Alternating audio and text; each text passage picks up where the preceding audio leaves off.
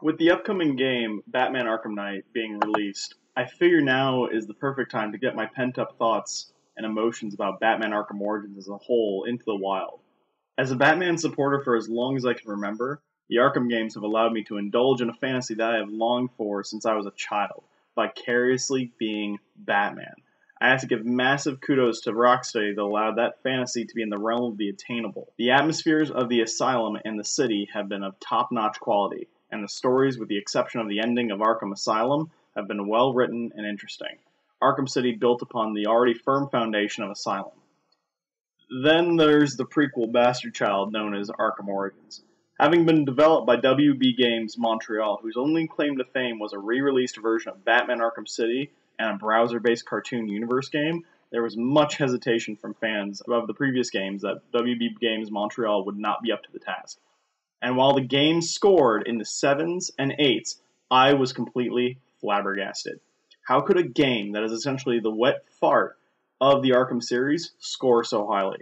Not only that, fans were giving testimonies about how much better the story was and how much they preferred it to Asylum and City. Before I delve into what makes Arkham Origins smell so profusely, let's go over what I did like. Troy Baker's performance as the Joker. If there was to be a worthy successor to Mark Hamill's immaculate performance as the Joker, then Troy Baker fits the bill nicely. Baker accurately recreates not only the voice, but also the mannerisms of the Joker. The way he moves and creates a somber tone with his performance, when need be, is an incredible achievement.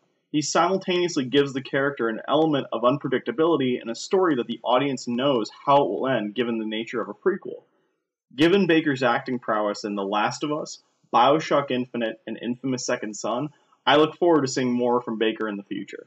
The level of fear and intimidation Batman warrants. This is a quick thing that the opening of the game did very well. It made Batman a terrifying entity. I'll always remember when Batman was in Blackgate, and a shadow was cast on the prisoner, and the prisoner stopped what he was doing. It was a nice little moment that conveyed to the player that Batman is this terrifying, otherworldly figure. And that's kinda it. Those are the only few moments in Arkham Origins that I found to be even worth a damn. On the other end of the spectrum, Arkham Origins disappointed in these crucial areas.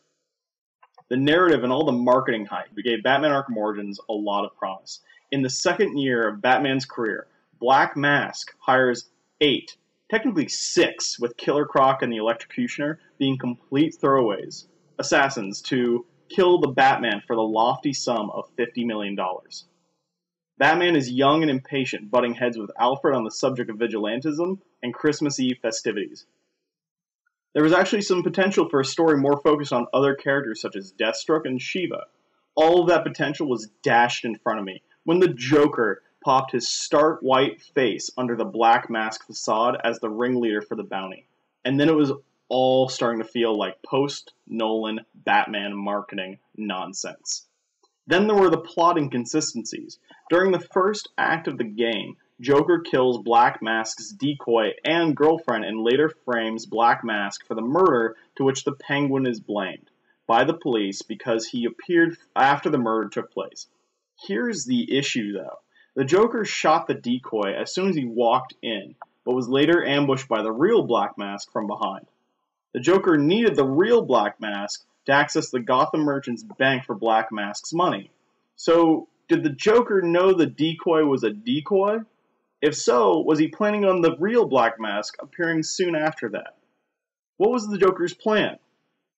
As far as the player is concerned, it didn't exist, because the Joker becomes fixated on Batman after their meeting, and any and all build-up in the plot completely evaporates. Speaking of coincidences, the Joker being forcefully inserted in Arkham Origins' story is possibly my biggest gripe. As a Batman fan, I understand what makes the Batman-Joker relationship so impactful. The contrast between order and chaos and the grim facade of good contrasted with the toothy smile of evil. But the Joker is not the only relationship that bears any significance. What about Two-Face reflecting Batman's duality? Or the Penguin being the corrupt financial side of Bruce Wayne? Or Scarecrow using fear for wrongdoings? My point is the Joker completely stealing the spotlight for not only the other characters, but also the entire plot, undermines any potential for a new and interesting Batman story.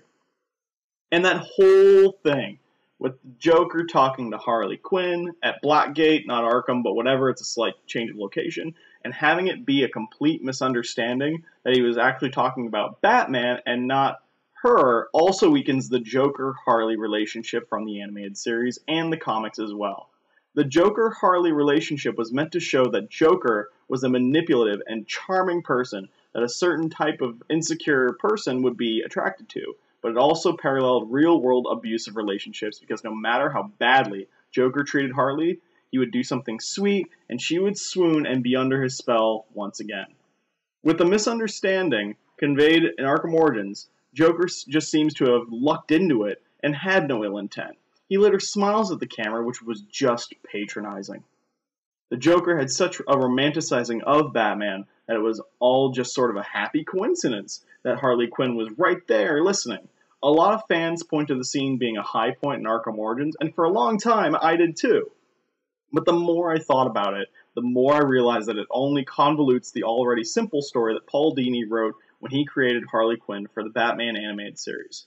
Bane was stupid from the get-go.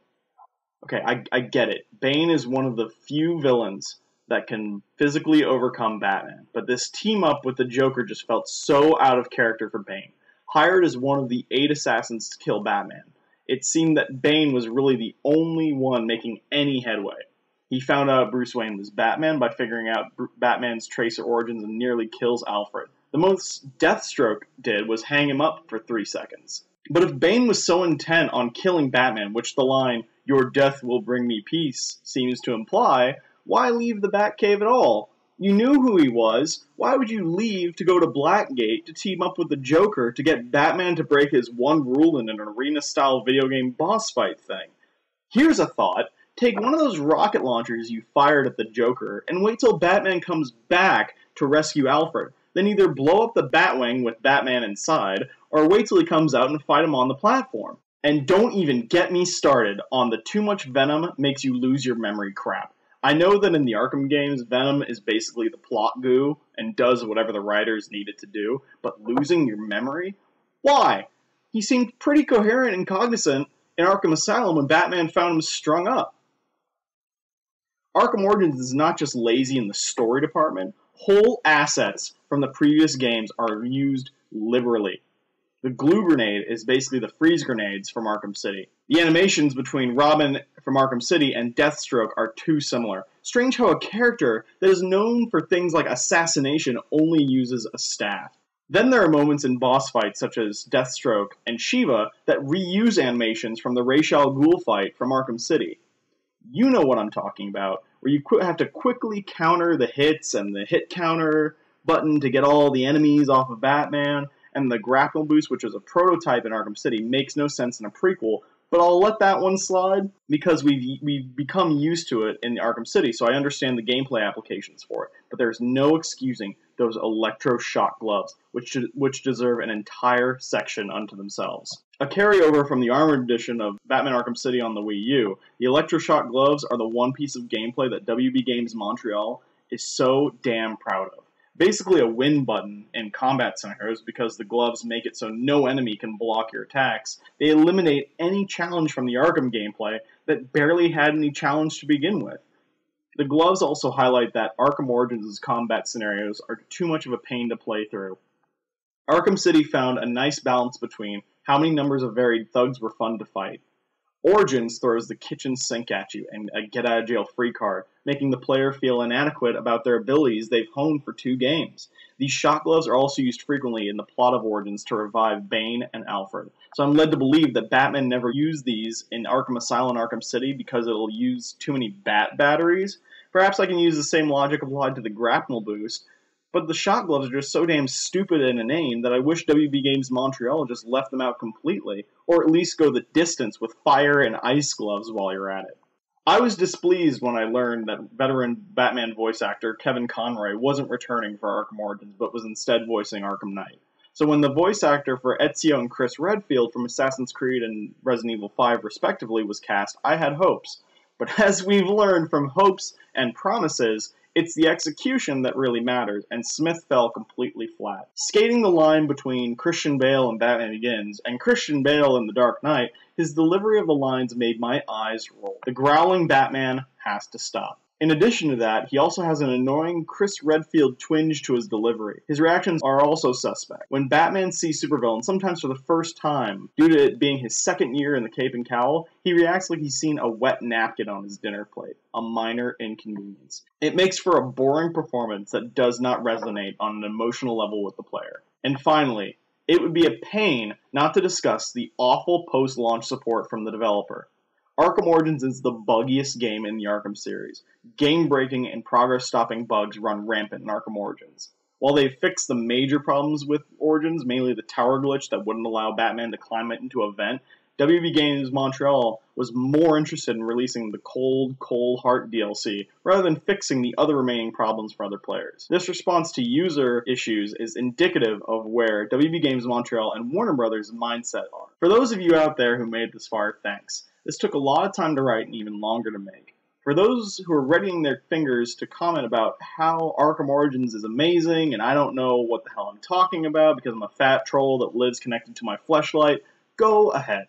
This is an open forum, and if you have any counter-arguments to my points, feel free to let me know. This has been Spruce Moose. Thank you again for listening.